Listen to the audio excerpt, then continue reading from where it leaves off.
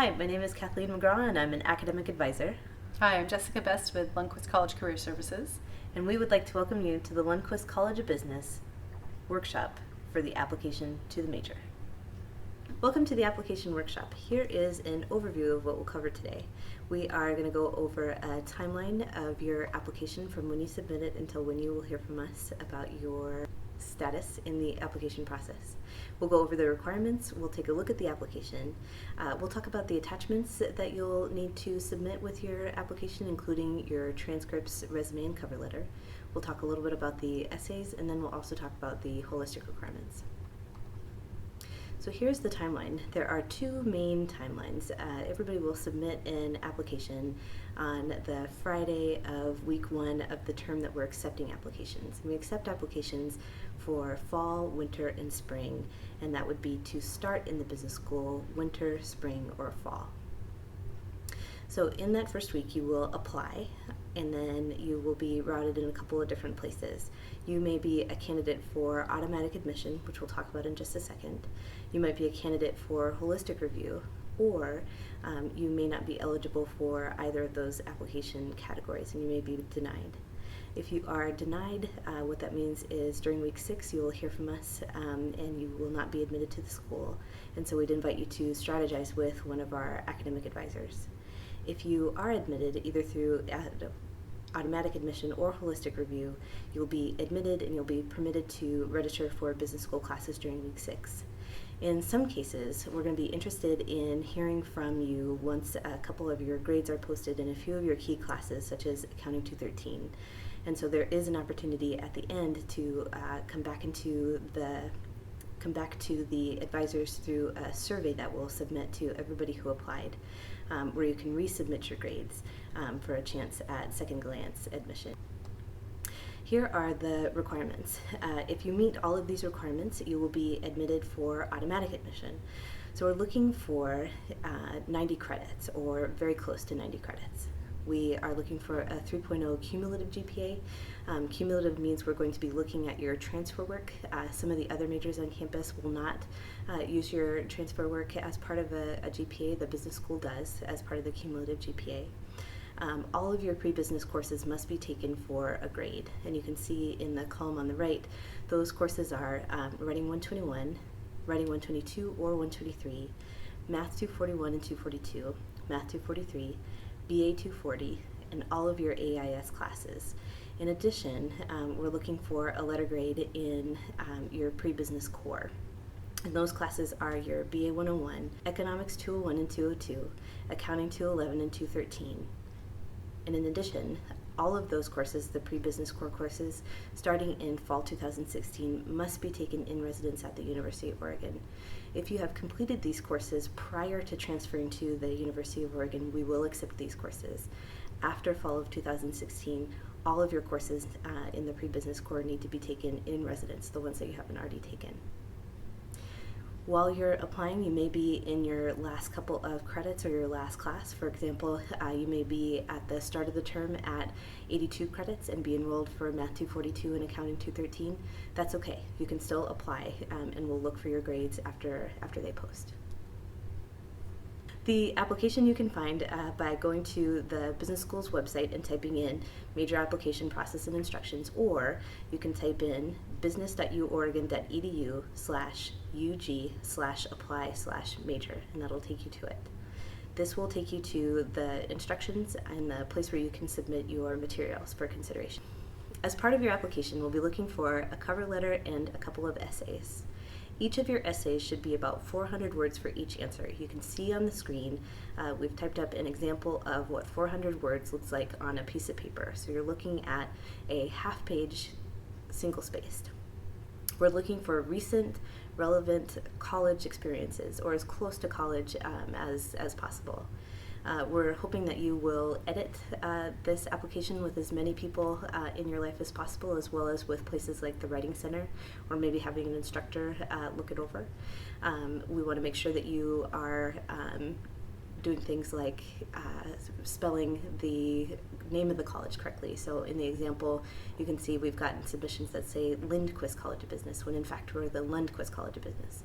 or that folks say that they want to be in the sports marketing program when that's not a program that we offer. In the school, we offer a sports business program. If you have any larger life events that are impacting your academic progress, that is something that you can include in your fourth answer there. Is there any other information that you want to share with us? Within your essays, it's going to be important that you go over the holistic requirements, and we'll talk about those in depth after we hear from Career Services. You want to be sure to include all of your non-U of O transcripts. You can include temporary information to us just for the purpose of applying. You can take a screenshot of any coursework that might be coming from another campus or another community college or university, and we'll take your unofficial transcript as part of your application. But in order to get that permanently hooked into your transcript, your official transcript, we do need to have an official transcript sent over from your previous institution. So next we'll hear from Career Services. As part of your application, you will be asked to submit a resume and a cover letter. These documents will evolve as you grow and your experience deepens, but understanding the purpose and the process for how to write them now is going to really help you in the future for your own career search. So I'm excited to share some expectations and some norms that we have in the American business culture around these particular documents. First of all, let's talk a little bit about how they're the same. They exist, both the resume and cover letter, exist to show your potential to a specific audience. Usually this is an employer, but it could also be for a scholarship or in this case an academic committee trying to get into a particular major. So let's dive into what this particular audience for this application to the major is looking for. Here we have the holistic standards that are going to be looked at as part of your application. And this is again what the college is saying is going to be a profile of somebody who's going to be able to contribute and be successful here in the College of Business. You're not going to be able to talk about all of these in a resume or a cover letter, but the idea is that you're choosing some that you are very strong in and that you have strong evidence for. This will help you focus your materials. And as you can see in the slide here, I went ahead and highlighted some of the keywords that might stand out that you might want to include in your resume and cover letter, or the skills or strengths that you might want to focus on. Now let's talk about how resumes and cover letters are actually different from one another. Okay, so first the resume. Typically it's a one-page summary, okay? And again, we're talking about American business style resumes. And they're going to be broad in scope, and they're designed to be skimmed, not read deeply. So you're going to highlight many strengths, you're going to have many accomplishments, it's going to be organized in bullet points, and you'll include other credentials like your education, and then other information like activities and interests. They should include keywords and affiliations that will grab the reader's attention. Whereas the resume is broad, the cover letter is then going to go deep. So what you will choose is you will choose a couple of key strengths that you want to focus on, and you're going to have strong stories to support those strengths. Moreover, you're going to make an explicit connection between those strengths and your audience's needs. For example, if one of your top strengths is global mindset, you might state that in a topic sentence of your body paragraph, and then go on to tell a story about how after you returned from studying abroad, you were better able to empathize with an international student in one of your classes, and you were able to integrate them more fully into your group.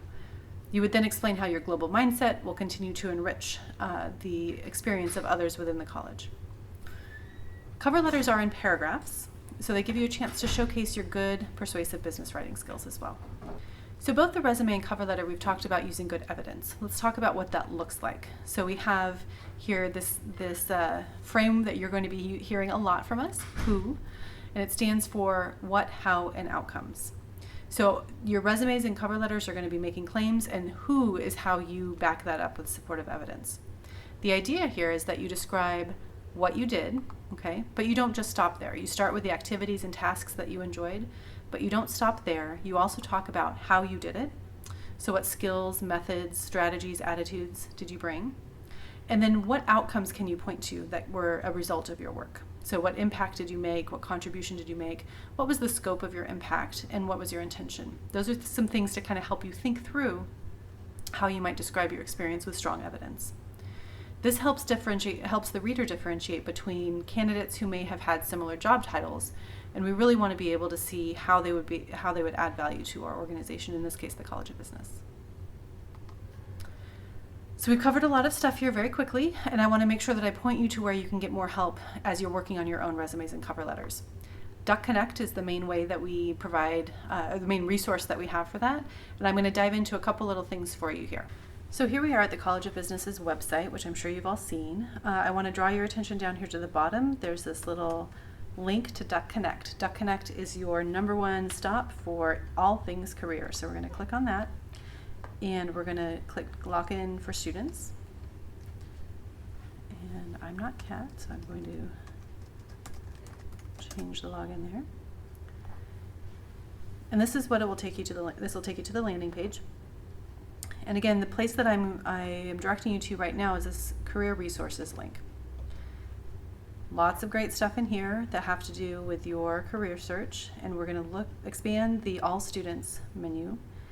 And for right now, since we're talking about resumes and cover letters, we're going to go into the personal branding folder. Feel free, and I highly, highly encourage you to explore through these other folders as well to get a sense of the resources that you have available to you. In here, we have several how-tos: how to write a cover letter, which will open up another document, how to write a resume, how to use Optimal, which I'll talk about in a second. What's the difference between a resume, LinkedIn, and cover letter?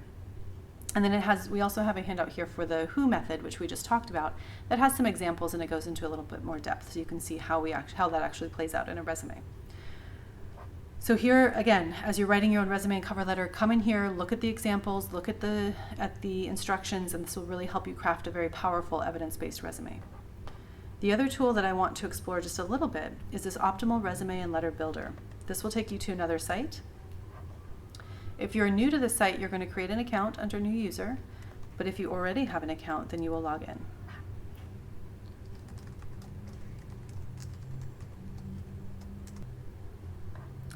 Once you log into Optimal, you will land here in your Document Center. There's a link up here as well. And this is where you can create a new resume or create a new letter. In the new resume, you're going to name it, well, let's call it Application to the Major, and you're going to start a resume. The beauty of this program is that we have these samples already in here, and you can see that there are LCB Lundquist preferred samples in here, and you can pick one. Let's say this one. I like how this looks, so I'm going to use this sample, and once I click on that, it's going to have a resume that has my information that I input into my profile when I first created my account, and it's already set there for me. What I'm then going to do is click on these different fields and include and update them so they're appropriate to my situation. So Bachelor of, and in this case you would select Science or Arts. You would edit that so it reflects your own experience in your education. And again, these are just sample placeholders, but you go in here and change that experience to your own work or leadership or service experience that you have. The idea here is that we're focusing on substantial experience that's tied to those strengths and skills that were outlined in the holistic review standards. A couple funny things about Optimal: make sure that you check the spelling over here. There are instructions and help things along the way here that you can tap into. One other thing I want to show you in Optimal is up here, the Review Center. So let's say you get your resume done and you want a review of it, you want some help polishing it. You can send that through the Review Center to us, and one of our advisors will get back to you. So you don't have to necessarily make an appointment to come in to get your resume or cover letter reviewed. You can do it right through the system. Once you click on Review Center, then you can choose if you want to have it first available and have somebody really read the content, and that'll take 4 to 6 business days to get back to you. Or if you just want to proofread, that will take 2 to 3 business days to get back to you. So make sure you work ahead and you give us some lead time, but we can certainly give you feedback through Optimal on both your resume and cover letter. Feel free to type up a message saying, I'm having difficulty with this particular bullet point or this particular experience. Here's how you can help me out. We'd love to respond to that. For the cover letters, we also have in here, when you create a new letter, and again, I'm going to say Application to the Major. I'm going to start. In the samples, we actually have one that is specific to applying to the major. It has some guidelines there. So down here, the LCB application to the major, you can see that we sort of outlined what you might want to include in those different paragraphs. So again, we give you some help in creating a cover letter that's going to help you make your case. So then you just want to use that sample, and again, it automatically put my information on here, and then I can go in and change the things that I need to change. Just like before, I can submit it to the Review Center for help, and then I take that back and revise it before I submit it to the major. So that's DuckConnect, the career resources. The one other thing I want to show you here is over here on the left. I've mentioned a few times that you can come in and actually talk to us. The way you do that is you make an appointment right here. And this will take you to our appointment scheduler, where you can select the type of appointment you would want. And in this case, it would probably be either a 30-minute career appointment, or during the school year, we also have peer advising, and the peer advisors are fantastic, and they can give you some really great feedback on your application to the major. It will show you what times are available, and you just click on one and it's booked, and then you're set to go. So let's talk a little bit more about the holistic review, and we'll go through each of the points. So the first 2 points, a strong academic record and strong quantitative written, analytical, and oral presentation skills necessary to be successful in our rigorous curriculum, will be addressed by the grades that are on your transcripts, as well as in the writing that you present in your essay and in your cover letter. So let's look more closely at clarity of purpose. What we want to know is if you are for sure in your purpose, if you're very clear. Let's say, for example, you're interested in sports business. We want to know about that. But we also want to know more in depth. So do you intend to go into a sales aspect of sports business? Do you intend to go into finance? Maybe you're interested in player representation, and we're interested in knowing how you're building your portfolio toward that goal. Maybe you don't know what you want to do. What we are interested in is hearing about what you know that you don't want to do based on your previous experience, as well as your plans to come into clarity about what you do want to do. And some ways that you might be doing that are through the classes that you're taking, through clubs that you're involved with, and in those clubs, speakers that are coming to those clubs. Maybe you've completed informational interviews, completed a job shadow, participated in internships, or maybe you've met with a career center counselor to talk more about what your interests are. So for clarity of purpose, we're interested in either knowing what you know you want in great detail, or knowing what you're exploring in great detail. Next up is the demonstrated leadership on campus or in the community. So this can be a place where you list some of your traditional involvements. Maybe you were the vice president of your sorority, or maybe you were involved in the accounting portion of your student union. But this can also be a role where you think expansively about leadership. And so maybe you have a family role in your family, where you're responsible for some of your family members, maybe an elder, or some of your nieces and nephews. Maybe you have a leadership position in your church or your synagogue or your temple, maybe your community organization. You are a leader in that. For those of us who are not able to participate because we have to be at work, tell us a little bit about what you're doing at work. Are there committees that you're a part of? Is there something that you're doing that you're responsible for moving forward? Is there something that are you balancing about both work and school? Tell us a little bit about that, and about how that has shaped you as a leader. We're interested in anything that you've done to move an organization forward. So that can be on campus, off campus, it could be at work. The ability to overcome obstacles. What we're interested in is how you developed resilience. And so it's not that we're looking for the biggest number of challenges or the greatest challenge. What we're looking for is when something was difficult, what did you do next, and how did you develop resilience? So for example, maybe you were away from your mom for the first time on campus, and you got sick within the first 6 weeks of school, and taking care of yourself when you were sick was really difficult. But then somebody else in your residence hall maybe got mono and had to do a hospital stay and to work through contacting professors and making up for the lost class times. In both of the students were sick. Both of the students had to figure out what to do next to take care of themselves and to take care of their responsibilities and develop that resilience. So that's what we're really looking for. Utilization and effective leveraging of university and community resources and opportunities. So we're interested in any of the support that you've sought out as part of your academic team. So it could be an academic advisor in the business school. It could be that you're utilizing advisors from the Center for Multicultural Academic Excellence or from the Accessible Education Program, or maybe you are a Pathway Oregon Scholar or a TRIO Scholar, and you are utilizing resources around that, or maybe you're using tutoring. We want to know who's a part of your success team. The demonstrated entrepreneurship, you might be somebody who has their own business, which is great. You can talk about what that experience has been like, but not all of us are able to come in having experienced that opportunity. And what we'll be interested in around that is any innovation or creativity that you've approached to solve a problem. So tell us a little bit more about that. The cultural competence and the developing a global mindset, these are things that you can develop by understanding how to interact with people who are different from yourself, so that you can be effective in a business setting where you may be conducting business or working with accounts that are multinational, or at the very least cross-cultural. So this might be where you studied abroad, for example. This is a great place to talk about that.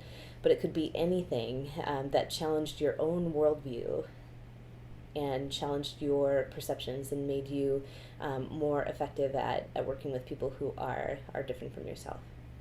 So with all of these points, an effective application is one that that doesn't necessarily need to address all of the points, but you can address some of these points with some clarity and with some depth. So we want to wish you the best of luck on your application. If you are worried about your GPA or have questions about pass, no pass courses, or if you want to know when you should apply to the major, come by and see an academic advisor. The last chance that we'll have to offer any assistance will be 5 p.m. on the Friday of the day that the application is due. We will accept applications through 11:59 p.m. that day, but in order to get help from an advisor, we advise you to see us earlier in the day. And you're welcome to come in and get help from Career Services, but we recommend that you come in and get that help maybe a week or two in advance. We can't guarantee necessarily that we'll have somebody there on the Friday, but we are happy to help if we can. Have a great day and go Ducks!